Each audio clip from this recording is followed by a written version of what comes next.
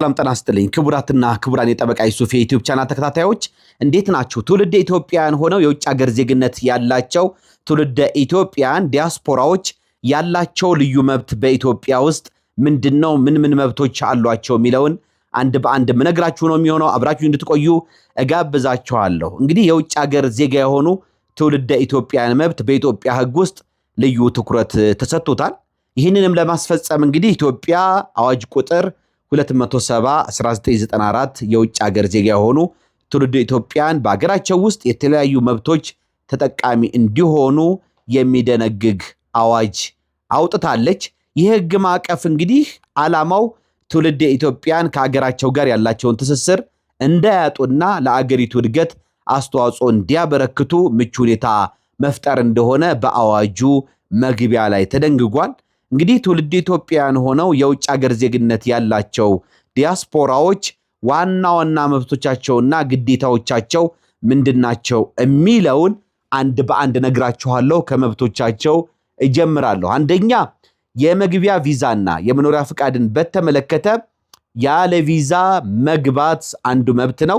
ትውልደ ኢትዮጵያዊ መሆኑን የሚገልጽ መታወቂያ ወይም ቢጫ ካርድ የምንለው የሎ ካርድ የምንለው ያለው ሰው ያለ መግቢያ ቪዛና የሥራ ፍቃድ ወደ ኢትዮጵያ መግባት ይችላል። የመኖሪያ ፍቃድን በተመለከተ እንግዲህ በኢትዮጵያ ውስጥ ለፈለገው ያህል ጊዜ የመኖር መብት አለው። እንደማንኛውም የውጭ ዜጋ በየጊዜው የመኖሪያ ፍቃድ ማደስ አይጠበቅበትም። የመግቢያ ቪዛና የመኖሪያ ፍቃድን በተመለከተ ይሄ መብት አለው።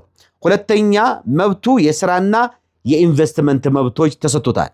የኢንቨስትመንት መብትን በተመለከተ በኢንቨስትመንት ሕጉ ለአገር ውስጥ ባለሀብቶች ብቻ የተከለሉ የሥራ መስኮች አሉ። ለምሳሌ እንደ ባንክና ኢንሹራንስ ባሉ ዘርፎች በአዲሱ መመሪያ መሰረት የመሳተፍ መብት አላቸው። ሌላው የሥራ ቅጥር ነው።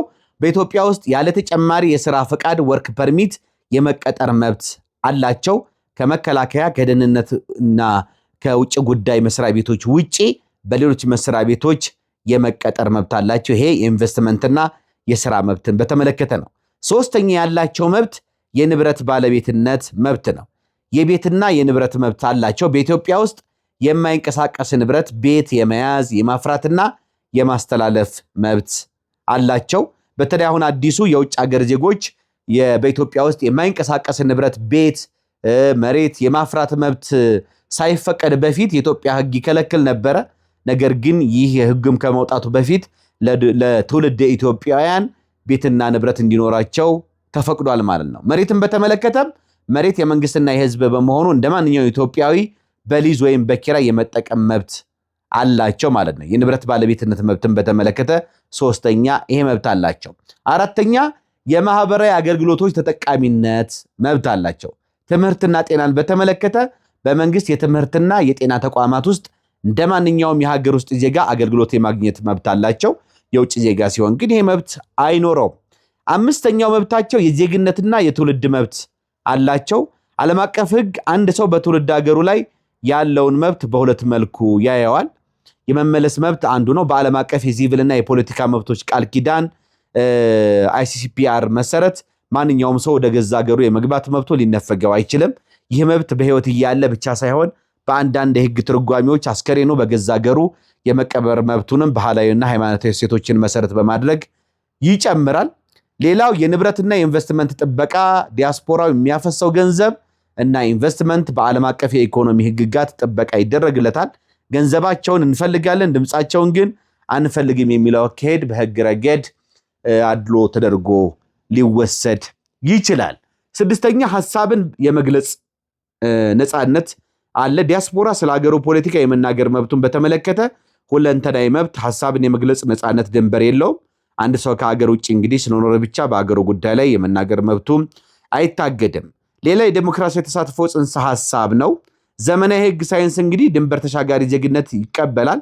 ዲያስፖራው በሀገሩ ኢኮኖሚ ላይ ከፍተኛ ተጽዕኖ እስካለው ድረስ በፖለቲካ ውሳኔዎች ላይ መሳተፍ ወይም የመተቸት ሞራላዊና ህጋዊ ፍላጎት አለው ተብሎ ይታመናል። ሰባተኛ ከአድሎ ነፃ የመሆን መብት አለው። የዲያስፖራው ማህበረሰብ በጥቅሉ ጥሩ ወይም መጥፎ ብሎ መፈረጅ ረገድ ስቴሪዮታይፒንግ ወይም ደግሞ ካቴጎሪካል ዲስክሪሚኔሽን ይባላል። ሌላው ግለሰባዊ ተጠያቂነት ህግ የሚመለከተው ግለሰብን ነው።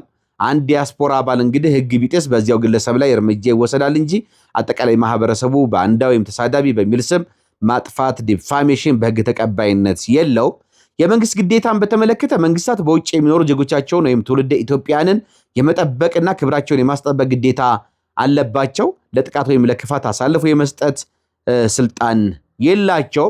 ሌላው የባህልና እሴት ጥበቃ መብት ይኖራቸዋል። በዓለም አቀፍ የሰብአዊ መብቶች ድንጋጌዎች መሰረት የሰው ልጅ ክብር ሂውማን ዲግኒቲ ከሞት በኋላ ይቀጥላል። ቤተሰብ የሟችን አስከሬን በፈለገበትና በባህሉ መሰረት የመቅበር መብት አለው። ይህን መብት እንግዲህ ለፖለቲካ ፍጆታ መዋል ወይም እንደ ማስፈራሪያ መጠቀም ሰብአዊነትን የሚጋፋ ተግባር ተደርጎ ሊወሰድ ይችላል።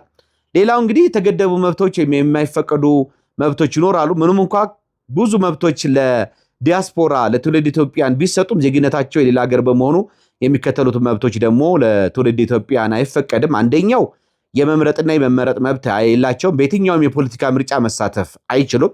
ሁለተኛ በፖለቲካ ድርጅት ውስጥ አባል መሆን፣ በፖለቲካዊ እንቅስቃሴዎች ውስጥ መሳተፍ ለትውልድ ኢትዮጵያንና የውጭ ሀገር ዜግነት ላለው የተከለከለ ነው። ሌላው በከፍተኛ የመንግስት የኃላፊነት ቦታዎች መሾም፣ ለምሳሌ በዳኝነት፣ በዲፕሎማሲ ወይም በደህንነት መዋቅሮች ውስጥ መሾም አይችሉም የሌላ ሀገር ዜግነት ይዘው። እንግዲህ የዓለም አቀፍ ህግ እይታ ምንድን ነው የሚለውን በተመለከተ በዓለም አቀፍ ህግ አንድ ሀገር ለትውልድ ዜጎቹ የሚሰጠው መብት እንደየሀገሩ ሉዓላዊ ውሳኔ ይለያያል። ይሁን እንጂ ኢትዮጵያ የምትከተለው የቢጫ ካርድ ስርዓት በብዙ ሀገራት ለምሳሌ ህንድ ውስጥ ኦቨርሲስ ሲቲዝንሺፕ ኦፍ ኢንዲያ እንደሚባለው የሚተገበርና በዜጎችና በውጭ ዜጎች መካከል ያለውን ልዩነት የሚያጠብ ዘመናዊ አሰራር ነው። ይህ አሰራር እንግዲህ ግለሰቡ በሄደበት ሀገር ያገኘውን ጥቅም ሳይነካ በትውልድ ሀገሩም ያለውን ተፈጥሯዊ መብት በተወሰነ መልኩ እውቅና የሚሰጥ ነው። እንግዲህ ከዚህ ከቢጫ ካርድ ጋር ወይም የሎ ካርድ ትውልድ ኢትዮጵያን የሆነ የውጭ ሀገር ዜግነት ያለው ሰው የሚያገኛቸውን መብቶችና እንደዚሁም ደግሞ ያሉበትን የመብት ገደቦች ወይም ግዴታዎች በተመለከተ ይሄን ማብራሪያ የሰጠዋችሁ። ቢጫ ካርድ ለማውጣት ደግሞ ምን ፎርማሊቲዎች መሟላት አለባቸው የሚለውን በተመለከተ ከዚህ በፊት እዚህ ዩቲዩብ ቻናሌ ላይ ለእናንተ ያቀረብኩትን መረጃ ማየት ትችላላችሁ። ወደና የተከበራችሁ የፕሮግራሜ ተከታታዮች እንግዲህ በትውልድ ኢትዮጵያ የሆነው የውጭ ሀገር ዜግነት ያላቸው ዜጎች ወይም ሰዎች የነዚህ መብቶች አሏቸው። ከዚህ ጋር በተያያዘ እንግዲህ ሰሞኑን የጠቅላይ ሚኒስትር ዶክተር አብይ አህመድ የማህበራዊ ጉዳዮች አማካሪ ሙዓዘ ጥበባት ዲያቆን ዳንኤል ክብረት የሰጡት ሐሳብ አነጋጋሪ ሆኗል። ይሄም እንግዲህ በውጭ ሀገር የሚገኙ ሰዎች እዚህ ያለውን ነገር ጠልተው ወይም ደግሞ መስዋዕትነት ሳይከፍሉ በሀገር ውስጥ ለመቀበር የሚያቀርቡ ጥያቄ ተቀባይነት የለውም ወይም በአፈሯ ሊቀበሩ አይችሉም በሚል የሚሰጡት አስተያየት አነጋጋሪ ሆኖ ቀጥሏል። እንግዲህ ዲያስፖራ መብት ከዚህ አንጻር የሚታይ ነው የሚሆነው። አጠቃላይ ይሄን መረጃ ለእናንተ ላቀርብላችሁ ብዬ ነው። መልካም ጊዜ እንዲሆንላችሁ እመኛለሁ። ባባይ